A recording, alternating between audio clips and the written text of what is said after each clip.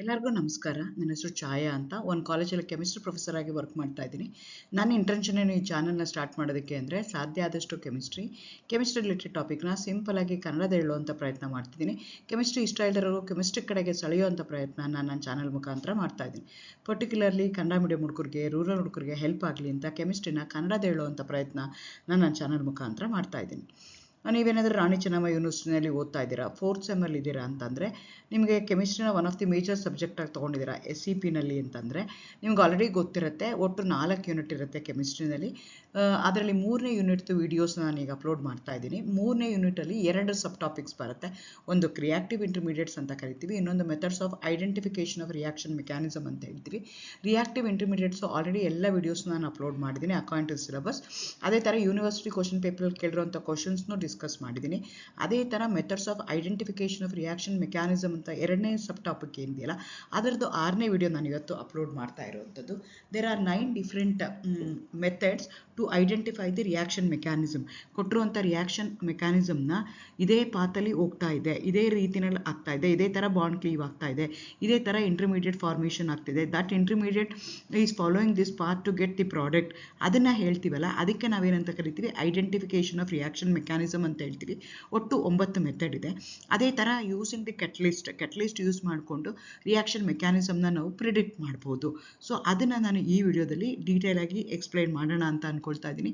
Again welcome to ಛಾಯಾ. ನನ್ನ ಚಾನಲ್ನ subscribe ಮಾಡಿ, ಶೇರ್ ಮಾಡಿ, ಸಪೋರ್ಟ್ ಮಾಡಿ. ನಾನು ಹೇಳಿದೆ ರಿಯಾಕ್ಷನ್ ಮೆಕ್ಯಾನಿಸಮ್ ಅಂತ. ರಿಯಾಕ್ಷನ್ ಮೆಕ್ಯಾನಿಸಮ್ ಅಂದರೆ ಏನು ಅಂತ ಗೊತ್ತಿರಬೇಕು. ಈಗ ಏನಾಗುತ್ತೆ, ಯಾವುದೋ ಒಂದು ರಿಯಾಕ್ಷನ್ ಆಗಬೇಕು ಅಂದರೆ ಓಲ್ಡ್ ಬಾಂಡು ಕ್ರೀವ್ ಆಗಬೇಕು, ನ್ಯೂ ಬಾಂಡು ಫಾರ್ಮೇಷನ್ ಆಗಬೇಕು. Homolytically or heterolytically old bond cleave ಆಗುತ್ತೆ.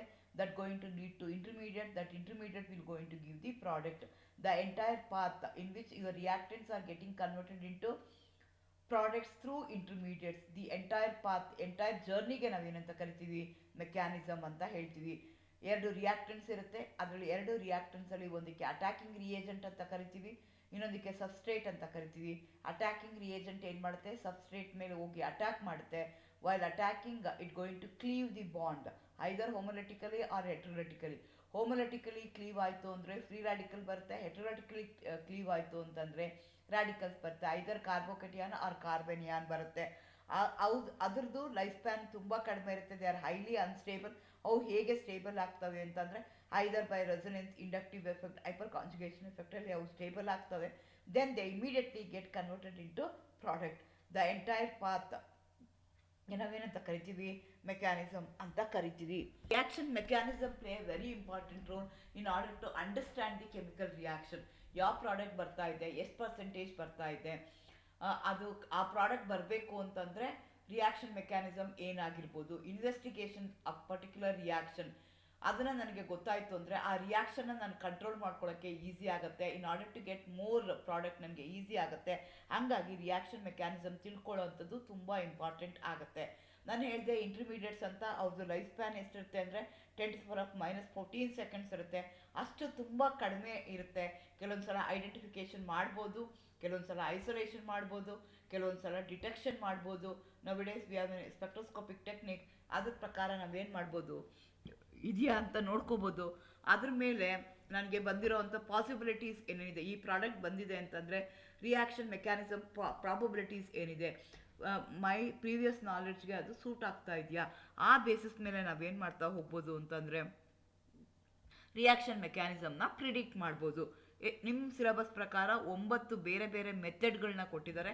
ಕೆಲವೊಂದು ಸಲ ಒಂದೇ ಮೆಥಡ್ ಸಾಕಾಗಲ್ಲ. We have to go for more than 1 method, multiple ಮೆಥಡ್ಸ್ಗೆ ಹೋಗಬೇಕಾಗತ್ತೆ. ಹಾಗಾಗಿ ಏನಾಗುತ್ತೆ ಅಂತಂದರೆ ಆಲ್ರೆಡಿ ಈ 8 ಮೆಥಡ್ಸ್ ಬಗ್ಗೆ ವಿಡಿಯೋಸ್ ಆಲ್ರೆಡಿ ಮಾಡಿದ್ದೀನಿ. ಇವತ್ತಿನ ವಿಡಿಯೋದಲ್ಲಿ ನಾನು ಎಫೆಕ್ಟ್ ಆಫ್ ಕೆಟಲಿಸ್ಟ್ ಬಗ್ಗೆ ಮಾಡೋಣ ಗೊತ್ತಾ ಇದ್ದೀನಿ. ನಿಮ್ಗೆ ಆಲ್ರೆಡಿ ಗೊತ್ತಿದೆ ಕೆಟಲಿಸ್ಟ್ ಏನು ಮಾಡುತ್ತೆ, it going to speeds of the rate of the chemical reaction but not consumed during the course of the reaction. It going to initiate the reaction. It will be regenerated at the end of the reaction. It is not consumed. Catalyst ನೀವು ಎಷ್ಟು ತೊಗೊಂಡಿರ್ತೀರೋ ಅಷ್ಟೇ catalyst ಏನಾಗುತ್ತೆ at the end of the reaction ನಿಮಗೆ ಬರ್ತಾ ಹೋಗುತ್ತೆ. ಆದರೆ ಇದೇನು ಮಾಡುತ್ತೆ, ಇನಿಷಿಯೇಟ್ ಮಾಡುತ್ತೆ, ರಿಯಾಕ್ಷನ್ನ ಫಾಸ್ಟ್ ಮಾಡುತ್ತೆ. ಅಂಥ ಸಬ್ಸ್ಟೆನ್ಸ್ಗೆ ನಾವೇನಂತ ಕರಿತೀವಿ, ಕೆಟಲಿಸ್ಟ್ ಅಂತ ಕರಿತೀವಿ. ಸೊ ಕೆಟಲಿಸ್ಟ್ನ ನೀವು ಕನ್ಸಿಡರ್ ಮಾಡಿಕೊಂಡ್ರೆ ನಿಮಗೆ ರೇಟ್ ಆಫ್ ದಿ ರಿಯಾಕ್ಷನ್ ಮೆಕ್ಯಾನಿಸಮಲ್ಲಿ ಕೆಟಲಿಸ್ಟ್ ಎಲ್ಲೂ ನಮಗೆ ಬರೋದಿಲ್ಲ, will not appear in the over chemical ರಿಯಾಕ್ಷನಲ್ಲಿ ಬರೋದಿಲ್ಲ. But it is not a reactant or a product. ಯಾಕೆ ಇದು ಬರೋದಿಲ್ಲ ಅಂದರೆ ಅದು ರಿಯಾಕ್ಟೆಂಟು ಅಲ್ಲ, ಪ್ರಾಡಕ್ಟು ಅಲ್ಲ. ಯಾವುದೇ ಒಂದು ಕೆಮಿಕಲ್ ರಿಯಾಕ್ಷನ್ನ ನೀವು ಯಾವ ರೀತಿ ರೆಪ್ರೆಸೆಂಟ್ ಮಾಡ್ತೀರಾ, ರಿಯಾಕ್ಟೆಂಟ್ನ ರೆಪ್ರೆಸೆಂಟ್ ಮಾಡ್ತೀರಾ, ಪ್ರಾಡಕ್ಟ್ನ ರೆಪ್ರೆಸೆಂಟ್ ಮಾಡ್ತೀರಾ, but not the catalyst. But actually ಕೆಟಲಿಸ್ಟ್ನ ಯೂಸ್ ಮಾಡಿದ್ರೆ ಆ ರಿಯಾಕ್ಷನ್ ಮೆಕ್ಯಾನಿಸಮ್ ಏನಾಗುತ್ತೆ, ಚೇಂಜ್ ಆಗುತ್ತೆ. It going to significantly rate of the ರಿಯಾಕ್ಷನ್ನ ಅಥವಾ ಎನರ್ಜಿ ಕಂಟೆಂಟ್ನ ಆ ಬ್ಯಾರಿಯರ್ಸ್ ಏನಿರ್ತಾರ ಅದನ್ನೆಲ್ಲ ಅದು ಕಡಿಮೆ ಮಾಡ್ತಾ ಹೋಗುತ್ತೆ. ಎನರ್ಜಿ ಆಫ್ ಆಕ್ಟಿವೇಶನ್ ಅಂತ ಏನು ಹೇಳ್ತೀವಲ್ಲ, ಎನರ್ಜಿ ಆಫ್ ಆಕ್ಟಿವೇಶನ್ ಏನು ಮಾಡುತ್ತೆ, ಲೋಯರ್ ಮಾಡುತ್ತೆ. ಎನರ್ಜಿ ಆಫ್ ಆಕ್ಟಿವೇಶನ್ನ ಲೋ ಮಾಡ್ತು ಅಂತಂದರೆ even at the same temperature rate of the reaction ಏನಾಗ್ತಾ ಹೋಗುತ್ತೆ, ಇನ್ಕ್ರೀಸ್ ಆಗ್ತಾ ಹೋಗುತ್ತೆ compared to that of the uncatalysed reaction. ಹಾಗಾಗಿ ನಾನು ಏನು ಮಾಡಬೇಕಾಗತ್ತೆ, ಕೆಟಲೈಸ್ ರಿಯಾಕ್ಷನ್ ಯಾವುದೋ ಒಂದು ರಿಯಾಕ್ಷನ್ ಇದೆ, ಯೂಸಿಂಗ್ ಕೆಟಲಿಸ್ಟ್ ಮಾಡ್ತಾ ಇದ್ದೀನಿ, ಇನ್ನೊಂದು ಸೇಮ್ ರಿಯಾಕ್ಷನ್ ಮಾಡ್ತಾ ಇದ್ದೀನಿ ವಿತೌಟ್ ಯೂಸಿಂಗ್ ಎ ಕೆಟಲಿಸ್ಟ್. ಎರಡೂ ನಾನು ಕಂಪೇರ್ ಮಾಡ್ತೀನಿ ಅಂತಂದರೆ ಅನ್ಕೆಟಲೈಸ್ಡ್ ರಿಯಾಕ್ಷನ್ ಏನು ಮಾಡುತ್ತೆ ಅಂದರೆ ಅದರದ್ದು ಎನರ್ಜಿ ಆಫ್ ಆಕ್ಟಿವೇಶನ್ ಏನಿರುತ್ತೆ ಜಾಸ್ತಿ ಇರುತ್ತೆ. ಎನರ್ಜಿ ಆಫ್ ಆಕ್ಟಿವೇಶನ್ ಜಾಸ್ತಿ ಇದ್ದಾಗ ಅದೇನಾಗುತ್ತೆ, ರೇಟ್ ಆಫ್ ದಿ ರಿಯಾಕ್ಷನ್ನು ಸ್ಲೋ ಆಗುತ್ತೆ. ಎನರ್ಜಿ ಆಫ್ ಆಕ್ಟಿವೇಶನ್ ಕಡಿಮೆ ಇದ್ದಾಗ ರಿಯಾಕ್ಷನ್ ಆಗುತ್ತೆ. ಹಾಗಾಗಿ whenever you are going to use the catalyst, reaction ಏನಾಗ್ತಾ ಹೋಗುತ್ತೆ, ಫಾಸ್ಟಾಗಿ ಹೋಗ್ತಾ ಹೋಗುತ್ತೆ. So here you are going to consider the energy profile diagram. Catalysed ರಿಯಾಕ್ಷನ್ದು ಮತ್ತು ಅನ್ಕೆಟಲೈಸ್ ರಿಯಾಕ್ಷನ್ನು ಎರಡೂ ಕೇಸಲ್ಲಿ ಎನರ್ಜಿ ಆಫ್ ಆಕ್ಟಿವೇಶನ್ ಏನಿದೆಯಲ್ಲ that play a very important role. So uncatalysed ರಿಯಾಕ್ಷನ್ಗೆ ಎನರ್ಜಿ ಆಫ್ ಆಕ್ಟಿವೇಶನ್ ಜಾಸ್ತಿ ಇದೆ, ವಿರಾಸ್ ಕೆಟಲೈಸ್ ರಿಯಾಕ್ಷನ್ಗೆ ಎನರ್ಜಿ ಆಫ್ ಆಕ್ಟಿವೇಶನ್ ಕಡಿಮೆ ಇದೆ.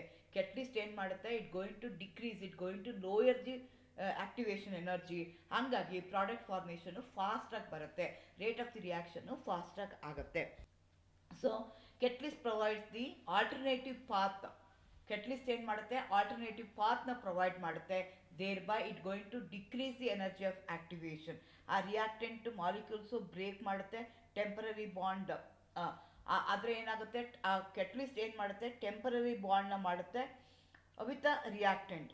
ಆವಾಗ ಏನಾಗುತ್ತೆ ಅಂದರೆ catalyst is also must be somewhat reactive but not too reactive.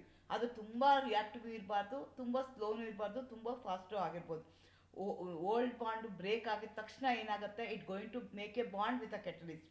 ಹಾಗೆ ಅದು ಇಂಟರ್ಮೀಡಿಯೇಟ್ ಆಗಿ ಉಳ್ಕೊಳ್ಳಲ್ಲ. ಹಾಗಾಗಿ ಏನಾಗುತ್ತೆ, ಎನರ್ಜಿ ಆಫ್ ಆಕ್ಟಿವೇಶನ್ನು ಕಡಿಮೆ ಆಗುತ್ತೆ. ಎನರ್ಜಿ ಆಫ್ ಆಕ್ಟಿವೇಶನ್ ಕಡಿಮೆ ಆದಾಗ ಪ್ರಾಡಕ್ಟ್ ಫಾರ್ಮೇಷನ್ನು ಜಾಸ್ತಿ ಆಗ್ತಾ ಹೋಗುತ್ತೆ. ಫಾರ್ ಎಕ್ಸಾಂಪಲ್ ನಾವೀಗ ಹೈಡ್ರೋಜನೇಷನ್ ಆಫ್ ಈಥೀನ ತಗೊಳ್ಳೋಣ. ನಿಮ್ಗೆ ಗೊತ್ತು, ethene is an unsaturated compound. All the unsaturated hydrocarbon they undergo addition reaction. Generally, whenever you are going to do the addition reaction with hydrogen, that reaction is called as hydrogenation reaction. So whenever you are going to do the hydrogenation reaction, always we are going to do the hydrogenation reaction in presence of a metal to form a saturated compound ethane.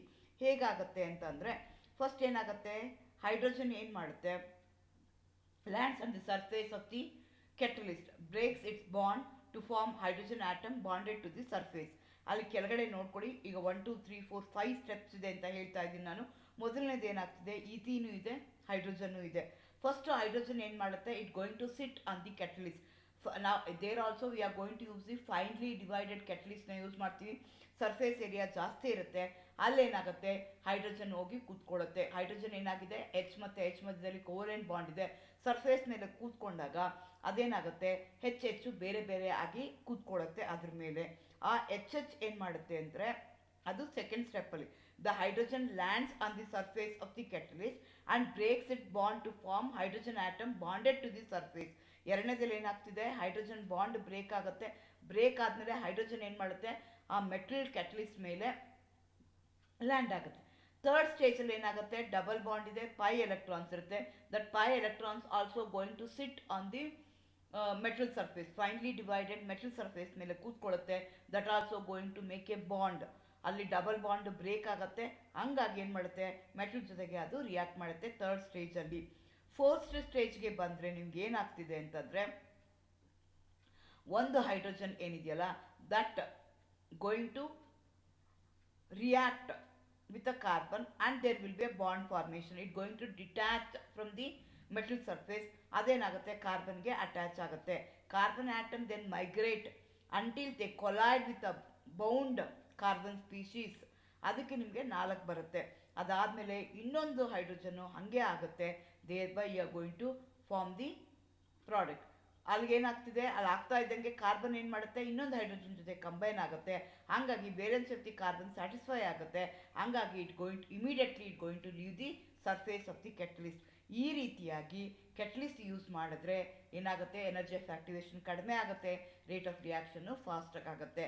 So ಆ catalyst ಏನು ಮಾಡುತ್ತೆ, it going to act as an intermediate, it going to attract, it going to form the bond with one of the reactant. ಹಾಗಾಗಿ ನಿಮಗೆ energy of activation ಕಡಿಮೆ ಆಗುತ್ತೆ, reaction rate ಫಾಸ್ಟಾಗಿ ಆಗುತ್ತೆ. ಈ ರೀತಿಯಾಗಿ ಕೆಟಲಿಸ್ಟ್ ಯೂಸ್ ಮಾಡಿದಾಗ ಯಾವ ರೀತಿ ಆಗುತ್ತೆ ಅನ್ನೋದು ನಿಮ್ಗೆ ಗೊತ್ತಾಗುತ್ತೆ. ಆ ಬೇಸಿಸ್ ಮೇಲೆ ನಾನೇನು ಮಾಡ್ತಾ ಹೋಗ್ತೀನಿ ಅಂತಂದರೆ ಮೆಕ್ಯಾನಿಸಮ್ನ ಪ್ರಿಡಿಕ್ಟ್ ಮಾಡ್ತೀನಿ. So there are various method, ಒಂದೇ ಮೆಥಡ್ ಆಗಲ್ಲ. ಐಡೆಂಟಿಫಿಕೇಷನ್ ಆಗಬೇಕು, ಡಿಟೆಕ್ಷನ್ ಆಗಬೇಕು, ಐಸೋಲೇಷನ್ ಆಗಬೇಕು, ಸ್ಪೆಕ್ಟ್ರೋಸ್ಕೋಪಿಕ್ ಟೆಕ್ನಿಕ್ಸ್ ಆಗಬೇಕು. ಕೈರಾಲ್ ಕಾರ್ಬನ್ ಇತ್ತು ಅಂತಂದರೆ ಸ್ಟೀರಿಯೋಕೆಮಿಕಲ್ ಆಸ್ಪೆಕ್ಟ್ನ ನೋಡಬೇಕು. ಕೆಟಲಿಸ್ಟ್ ಯೂಸ್ ಮಾಡಿದರೆ ಏನಾಗ್ತಿದೆ, ಕೈನೆಟಿಕ್ಸ್ ಏನಾಗ್ತಿದೆ, ಟೆಂಪರೇಚರ್ ಏನಾಗ್ತಿದೆ, ಈ ಎಲ್ಲ ಬೇಸಿಸ್ ಮೇಲೆ ನಾವು ರಿಯಾಕ್ಷನ್ ಮೆಕ್ಯಾನಿಸಮ್ನ ಪ್ರಿಡಿಕ್ಟ್ ಮಾಡ್ಬೋದು. Thank you. All the best.